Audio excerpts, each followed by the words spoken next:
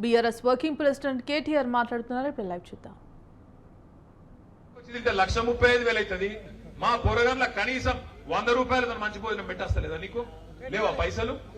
బయట వాళ్ళకు పెట్టడానికి మస్తుగా ఉంటాయి, కానీ మన పిల్లలకు 6.5 లక్షల మంది పిల్లలు 1022 గురుకుల పాఠశాలల్లో కేసీఆర్ గారు పెడితే, ఇదే ప్రవీణ్ కుమార్ గారు అద్భుతంగా నడిపిస్తే ఆనాడు ఎట్లుండే పరిస్థితి, ఇవాళ ఎట్లయింది మన గురుకులాలు ఆలోచన చేయండి.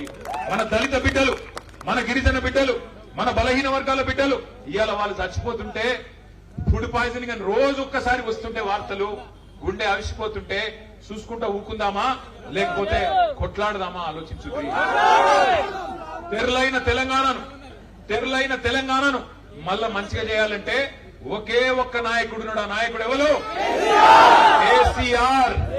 కేసీఆర్ గారిని మళ్ళీ తిరిగి తెచ్చుకుందామంటే ఒకసారి పిడికిల్లాం. ఆ మిద్దె మీద వాళ్ళు సగం ఉన్నారు. ఏం సంగతి? కాంగ్రెస్ వల్ల స్పీచ్ ఇన్నందుకు వచ్చిరా, మీ వానికి రిపోర్ట్ చేసినందుకు వచ్చిరా? వెనకాల వాళ్ళకి ఏమైందిరా? కేసీఆర్ కావన్నా పక్కన అక్కడున్న అక్కలు జై తెలంగాణ, జై తెలంగాణ, జై భీమ్, కేసీఆర్ గారి నాయకత్వం, కేసీఆర్ గారి నాయకత్వం, సురేందర్ అన్న నాయకత్వం, జై తెలంగాణ.